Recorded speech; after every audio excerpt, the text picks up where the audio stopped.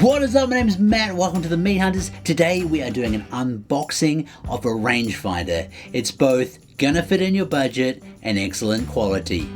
Let's unbox the AOFAR HX-1200T.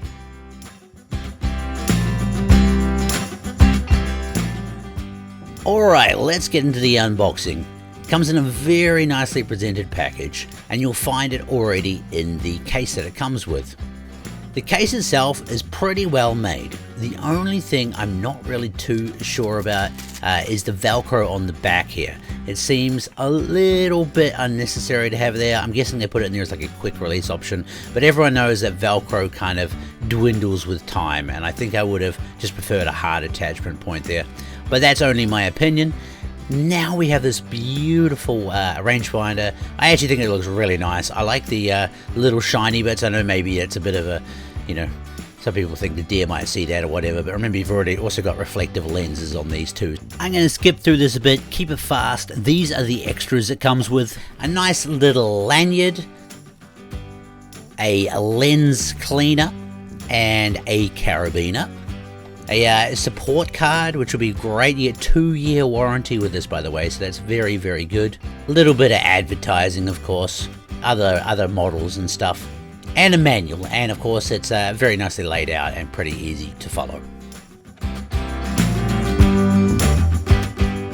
Let's go over some specifications. I'll talk about my immediate thoughts about it, both good and bad, and then yeah, let's head out and test it. The first thing, I like the length of it, but the width is quite chunky for rangefinders these days. It's not too bad. It makes it, you know, nicer to hang on to maybe, but you are definitely going to notice a bit more if you're like me and maybe you keep it in your pockets in your pants or on the front of you. We'll talk about the display when we head out there, but it boasts a very vivid display, and I have had a little play with it so far. It works through glass. We have triple pane glass down in the kitchen, and it was working through that. So that there is pretty amazing in itself. Some of the other rangefinders, I won't name any brands, that I have that are much more expensive than this, it doesn't even go through glass. Okay, so that is really impressive to start with. I'm looking forward to seeing how it goes outside. We've got a bit of snow outside, which is going to be good because everyone knows that rangefinder works best in reflective lighting, so like whites and stuff like that, and not so good in the dark colors. So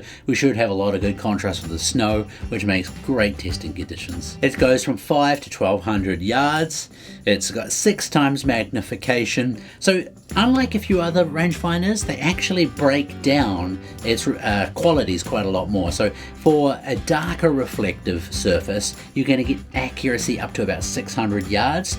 For a surface that's more reflective, you can get accuracy up to 1200 yards. For hunting, they recommend that you can pick up animals accurately to 300 yards, and I guess that's just because of the, you know, the type of surface the animal has with the fur and stuff like that. It'd be harder to reflect a good signal from them. It has angle compensation, and you can put it into bow mode, and this is why we're testing this model out. We primarily do archery hunting on this channel. We do rifle hunting as well. Definitely nothing against it at all, but archery is where our passion is. So this is going to fit in well with us, and it retails for a very nice little tidy price.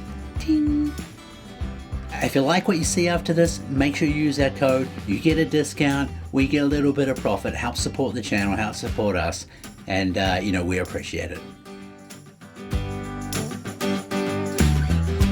Hey, how we doing? I've picked up a little part behind my house in the nature reserve. We've got a slight downhill slope here, and it's a nice clear tunnel down there with plenty of trees that we can mark against. So basically I'm just going to quickly look at, you know, how fast it picks things up like that. It's on the trees, which is a pretty common thing for people to range against. Right, first one I'm going to do is just this tree here, right here, so pretty close. Let's see,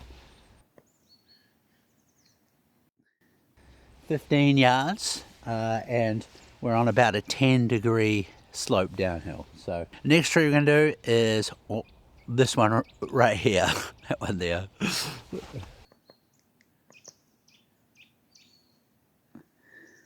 32 yards, and that was like, yeah, it's about 8 degrees. So depending on, you know, which part of the tree I'm looking at, obviously it's changing a few degrees. I think for the final one, we'll look down the bottom there. There's like a a tree here with some broken branches behind it. That's going to be the last one.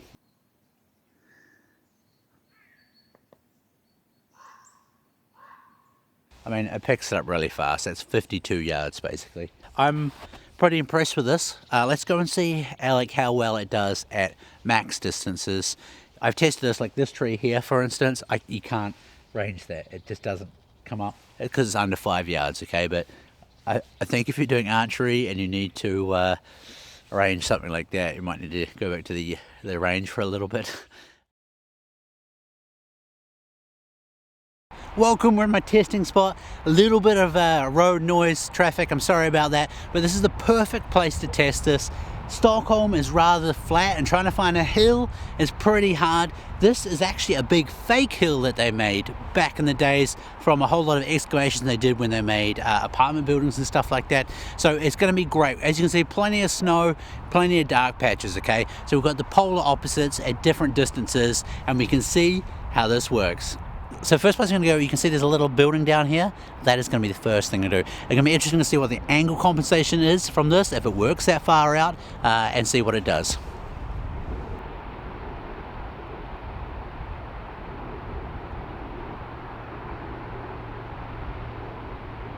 So there we go. 310 yards, but with angle compensation it's 301, and it even gives you the angle. Let me double check what that was. I think it was 5.5.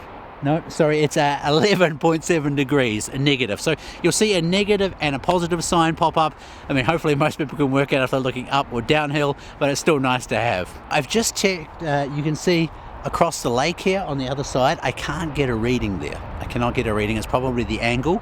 Like, if you don't know how this works, it bounces infrared basically, and so it's probably bouncing down on an angle and skimming off it rather than back to you. So if you're lining something up, that's something you got to think about as well. All right, so these buildings here are the ones we're going to try now.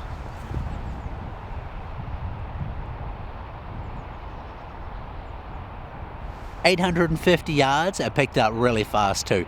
Only a slight angle deviation there as well. So that's pretty good. Let's see if I can find something that's maybe there's another building around closer to that 1200 yards, and let's see what it comes up with. So this building here is the one we're going to test next, okay? I don't know if it's going to do it or not. I just have like a gut feeling it's about right. See what happens. Holy shit. 1,254 yards. So it actually went past what it says it can do. That's pretty impressive. So I've been sitting here for about like 5 minutes just pinging different things, and I honestly can't fault it. Even the bigger pine trees, the darker ones behind me here, picks it up very quickly, and when tested against the snow underneath it, it's exactly the same distance. So very, very impressed. Like I say too, it does go through glass as well. Apparently, I was reading up a little bit, depends what glass is coated in actually, which would make sense. I guess if you have some reflective stuff to keep UV light and things out, perhaps it doesn't work so good then, right? Because again, it bounces light basically.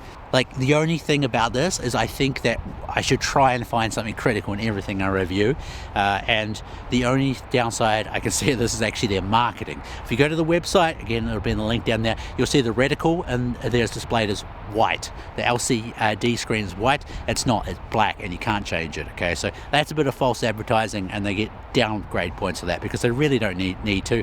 Very nice clear display, a big lens on it as well, lets a lot of light in. Everyone knows those low light moments in the mornings and the evenings are bad with rangefinders. This one might have those issues as well. However, it has a bigger intake, so the light should last longer as well. I forgot to mention as well, it's got a little like everything, right, a little focus wheel there too on it. It does both meters and yards. It really is a nice clear unit to look through.